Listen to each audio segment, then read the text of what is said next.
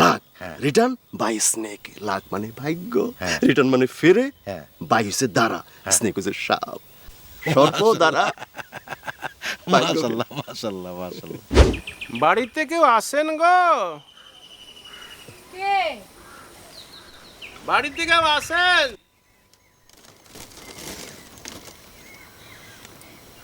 কে? জননী, আপনি আমাকে চিনিবেন না, আমি এক অন্ধ রাজকুমার। কি নাম বললেন? বলিলাম জননী, অন্ধ রাজকুমার। রাজকুমার আবার অন্ধ? কি বলেন এইসব? জননী, এইটা আমার নাম জননী, ফকির মানুষ জননী। এই ঘর ওই ঘর, এই গ্রাম ওই গঞ্জ ঘুরিয়া বেড়াই। পিপাসা পাইলে, ক্ষুধা লাগিলে, ক্লান্তি লাগিলে থামি। জননী, কি আমাকে এক গ্লাস জল সেবন করাইবেন জননী? জি, আপনি একটু খারান, আমি আনতেছি।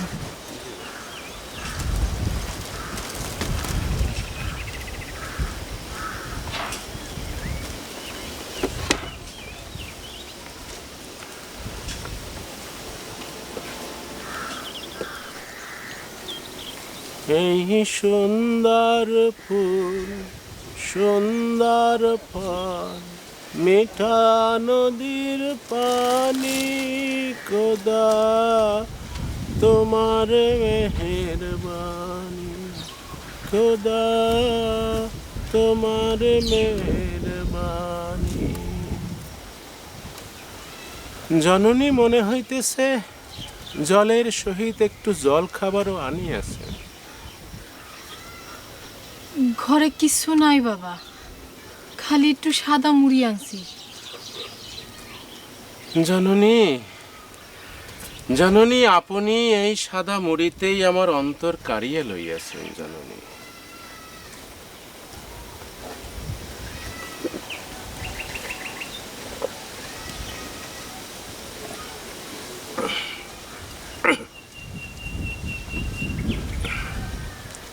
জননী, আপনি যদি কিছু মনে না করেন জননী, আপনার দক্ষিণ হস্তখান কি আমি একটু দর্শন করিতে পারি জননী?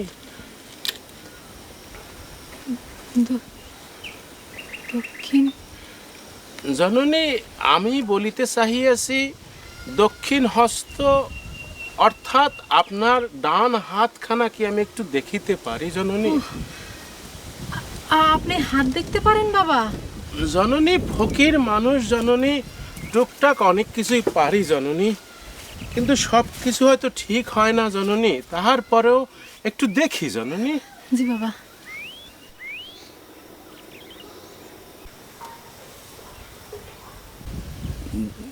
জননী তো মনে হইতেছে এক কঠিন দুঃখ যন্ত্রণায় দিনাতিপাত করিতেছেন। আমার এই যন্ত্রণার কোনো শেষ নাই বাবা। একদিন হয়তো গলায় দড়ি দিয়ে আমার এই দুঃখ যন্ত্রণার শেষ টানতে হইব। নহে নহে জননী, অচিরেই আপনার বিবাহ হইবে। আমরা গণনায় ভুল আছে বাবা। নহে নহে জননী, আমি স্পষ্ট দেখিয়া তাহার পরে বলিলাম। আমার তো কোনোদিন বিয়ে শাদী হবে না, কখনো না। হইবে জননী, হইবে। সেই জন্য আপনার একটু জোর খাটাইতে হইবে, মুখ ফুটিয়া আপনার যাহার সহিত সম্পর্ক তাকে বলিতে হইবে। কিন্তু তার ঘরে তো অন্য বিবি আছেন, এই তো। বাবা, আপনি তারে চিনেন? আমি চিনি কিনা জননী সেইটা বড় কথা না, বড় কথা হইল জননী অচিরেই আপনি তাহার ঘরে যাইবেন, আর সেই জন্য আপনাকে একটু মুখ ফুটিয়া বলিতে হইবে, একটু জোর খাটাইতে হইবে, একটু বলিতে হইবে জননী, কেমন? বাবা, বাবা কি চললেন? জি জননী, সুধারাম গমন করিব বলিয়া বাহির হইয়াছি, কিন্তু এখন পর্যন্ত রওনাই হইতে পারি নাই। আমি আসি জননী, আমার দোয়া আপনার সহিত থাকিবে জননী। বাবা, বাবা একটু মুড়ি যদি মুখে দিয়া যাইতেন। জননী, নহে, অন্যদিন আসিয়া আপনার হাতের ভাত খাইব জননী। ত্রিভুবনের প্রিয় মোহাম্মদ এলো রে দুনিয়ায়, আয় রে সাগর আকাশ বাতাস দেখবি যদি, আয় আয় রে সাগর আকাশ।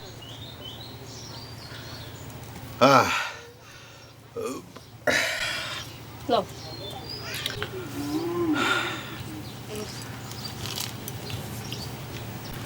ও, তোমারও তো বলতে ভুলে গেছিলাম, তোমার একটা চিঠি আসছে। আমার চিঠি? এত আশ্চর্য হইলা যে? না, আমার চিঠি লিখবো কেটা? হ্যাঁ, আমি কেমনে জানি? কি লিখছে? আয়না দেই, পড়ে দেখো। আল্লাহ জানে চিঠিতে কি লিখছে। আল্লাহ তুমি রহম করো আল্লাহ।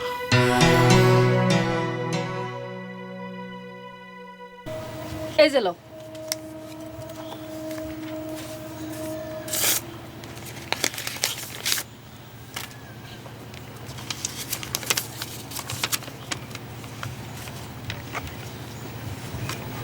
পরম শ্রদ্ধেয় সিদ্দিক ভাই, পরশমাসের এই যে নাম কই, নাম তো দেই না। নাম নাই? ও আছে আছে আছে। ইতি আপনার স্নেহধন্য নুরুল হুদা। আমি এবার এত স্নেহ করে দিলাম। ও নুরুল হুদা, নুরু নুরু নুরু নুরু? নুরু, তুমি চিনবা না, তোমার চিনা কাম নাই। দাঁড়া কি লেখছে পড়ে দিই। পর সমাচার এই যে গত সপ্তাহে আশ্চর্যজনকভাবে আপনার সহিত দেখা হইয়া যাইবার পর এবং আপনার ব্যবসার প্রস্তাব পাইবার পর আমি যতবার ভাবিয়াছি, যতবার হিসাব করিয়াছি, প্রত্যেকবারই বিমোহিত হইয়াছি। এত অভাব আর ভালো লাগে না। যে যত বড় লোক সে তত বড় চোর, আর যে যত গরিব সে তত সৎ। আপনার এই অসাধারণ বাক্য আমার জীবনধারার চিন্তা চেতনা সব কিছু পাল্টাই দিয়েছে। আর এইভাবে সৎ থাকিয়া অভাবের মধ্যে বসবাস করিতে আমি রাজি নহি। আমি ব্যবসা করিতে চাই। সিদ্দিক ভাই, আপনি আমার দীক্ষা গুরু। আমাকে বংশীবাদন আপনি শিখাইয়াছেন। আপনার বদলতে আজ আমি যেই কোনো পাতা হইতে বাঁশি তৈরি সাপেক্ষে তাহা বাজাইতে পারি। এক্ষণে আমি প্রথমে আপনার নিকট বীণ বাজানো শিখিতে চাই, এরপর সর্ববিদ্যা, এবং আপনার সহায়তা নিয়া সর্প দ্বারা ভাগ্য ফিরে এমন কুবরেজি চিকিৎসালয় খুলিয়া নিজের ভাগ্য পরিবর্তন করিতে চাই। শীঘ্রই আমি জগৎপুর আসিতেছি। ভাবিজানকে আমার সালাম জানাইবেন। আসসালামু আলাইকুম। কারে সালাম দিলা? নুরুল হুদা তোমার সালাম দিছে। ওয়ালাইকুম আসসালাম। এই নুরুল হুদা কে গো?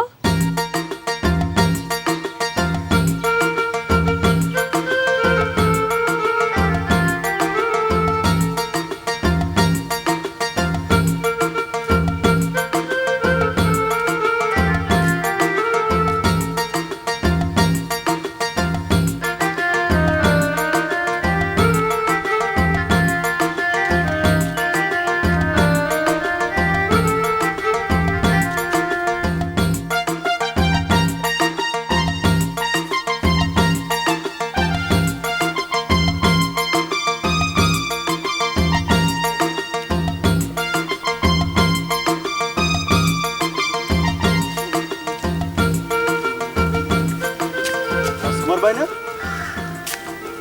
রাজকুমার ভাই, আসসালামু আলাইকুম।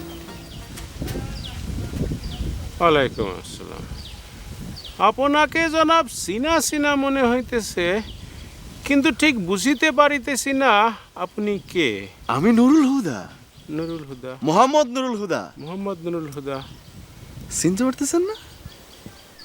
ওই যে পদ্মা বাজারের পেছনে বেড়িবাদের উপরে আপনি গজল গাইতেছিলেন। আমি আপনার গজল শুনে খুশি হয়ে গেলাম। আমি কইলাম যে আমিও শিখতে চাই, আপনি আমার শিখিতে রাজি হন নাই। আরে আপনি আমরা বালক বালক কইতেছিলেন না, বলতেছিলেন এই বালক এই বালক। আমি বলতেছিলাম আমি বালক না, আমি যুবক। হ্যাঁ, মনে পড়ছে? তো এই দিকে আপনি কোথায় গমন করিতেছেন? জগৎপুর, আমার উস্তাদের কাছে। এই কথা আপনার বলছিলাম যে ওই যে একটা কবিরাজখানা দিব, আমি আর আমার উস্তাদ মিলা আমার সেই উস্তাদের বাড়িতে যাইতেছি। আচ্ছা আচ্ছা, ঠিক আছে। তাহা হইলে আপনি ওস্তাদের আলয়ে গমন করেন, আমি আমার পথে গমন করি। জি, কই যান রাজকুমার ভাই? আমি শোনেন, রাজকুমার কখনো কোনো দিন কাহারও ভাই হয় না, হইতে পারে না, নিয়ম নাই। তাহলে আপনার কি নামে ডাকবো? ওই যে পরেরটা বাদ দিয়ে শুধু আগেরটা ডাকবেন। শুধু রাজকুমার? জি, রাজকুমার। শুধু রাজ, তো আপনি যান কই এখন? আমি একটু সুধারাম যাইতেছি। ও সুধারাম।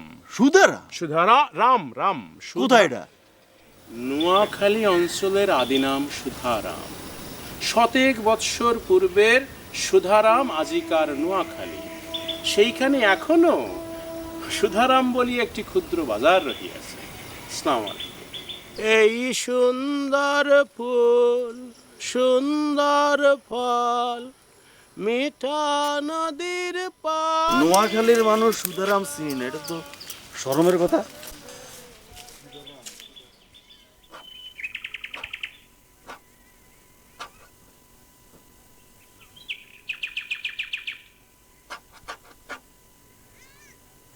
ওস্তাদ, ওস্তাদ, আরে কেডা? নুরুল হুদা না? আরে আসো আসো আসো আসো আসো আসো আসো আসো। আরে থাক থাক, করো কি করো? আরে সালাম করলা গুনা ওঠে ওঠে। আপনি হলো ওস্তাদ, দীক্ষা গুরু, আপনার সালাম না করলে পাপ হবে। কই গো বিবি কুলসুম, এই যে দেখো কে আসছে, দেখো এই যে। আসো এদিকে আসো। ভাবি সে? তোমার ভাবি? আরে আল্লাহ বাঁচা রাখুন। থাক থাক থাক। আরে কি বল ওস্তাদ, আমার দীক্ষা গুরু, আপনি গুরুপত্নী। গুরুপত্নী মানে হচ্ছে মা সমান, মানে মা। আমাদের নুরুল হুদা একেবারে খাঁটি মানুষ, বুঝলা? দেখলেই বোঝা যায়। যাও বেবি কুলসুম, আমাদের জন্য শরবত নিয়ে আসো, যাও। কষ্ট। যাইতেছি। আরে যাও তো যাও। তো নুরুল হুদা তোমার এরকম লাগতেছে কেন? তুমি উস্কো খুস্কো, চোখ খুলাল। ওস্তাদ ঘুম না নিদ্রা কিছু নাই, চোখের জায়গা চোখ নেই ওস্তাদ। আসো আসো, বসো বসো বসো নুরু, বসো বসো। শোনো, খালি ঘোরাফেরা করলে তো হবে না, শরীরের দিকটাও একটু নজর রেখো, হ্যাঁ? জি ওস্তাদ। তবে তোমার এই গুরু ভক্তিতে আমি খুবই খুশি। কিন্তু সাপ মানে যে সর্প, এটা হলো অত্যন্ত কঠিন এবং বিষাক্ত প্রাণী। যদি কোনো কিছু হয়, ওস্তাদ, গুরু ভক্তিতে সর্পবিষকে একদিন মধুতে পরিণত করব। আপনি বাজে কথা বলো না, একদম বাজে কথা বলো না। সাপ কেমনে বুঝবো তোমার গুরু ভক্তি? ওস্তাদ ভাগ্য ফিরে দেবো। আপনি বলছিলেন, আপনি আমার স্বপ্ন দেখাইছিলেন না, সর্প দ্বারা ভাগ্য ফিরে। এই কবিরাজি দাওয়াখানা আমাদের তৈরি করতেই হবে ওস্তাদ। সেই ইচ্ছা অবশ্য আমারও আছে, কিন্তু তার জন্য তো মেলা টাকা পয়সা দরকার। ওস্তাদ, money is the problem. Money কোনো ঘটনাই না। You can trust me, you can rely me, depend me.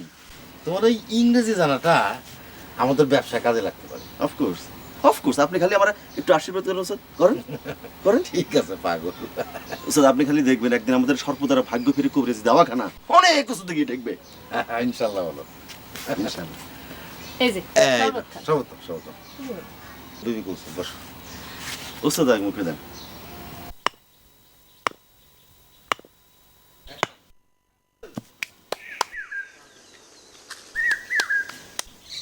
Nazmul,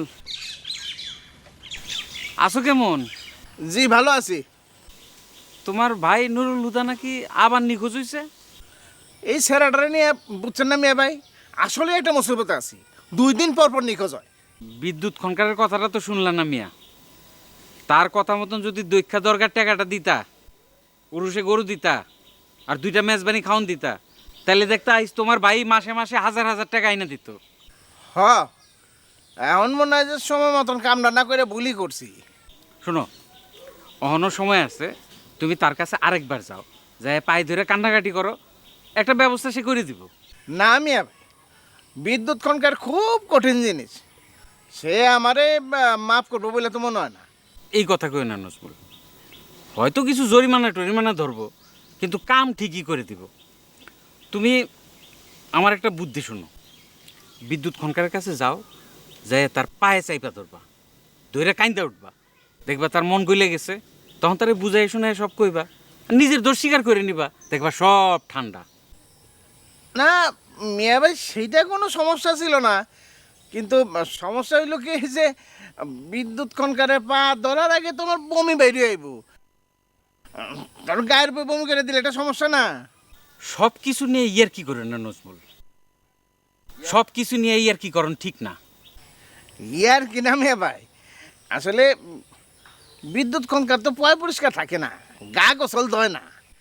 তার পা ধোয়ার আগে তো গন্ধের চোটে আমার বমি এসে পড়বো। তখন গায়ের মধ্যে বমি করে দিলে আরেকটা সমস্যা হইব না, এটাই কইলাম আর কি। শোনো নজমুল, নুরুল হুদা তোমার আপন ছোট ভাই। সে আপন ছোট ভাইটা যদি এইভাবে একদিন হাওয়া হয়ে যায় তাহলে কি হবে সেটা একবার চিন্তা করো। বিদ্যুৎ খনকারের নিয়ে ইয়ার কি ঠাট্টা করার ফল কি সেটা একবার ভাইবা দেখো। নুরুল উদারে নিয়ে বেহুদা চিন্তা করেন না মিয়া ভাই, ওই এমনি এই রমনি কুছ থাকতে ভালোবাসে। চিন্তা আমি করবো কেন? নিজের চিন্তা নিজে করো, সে তোমার আপন ছোট ভাই।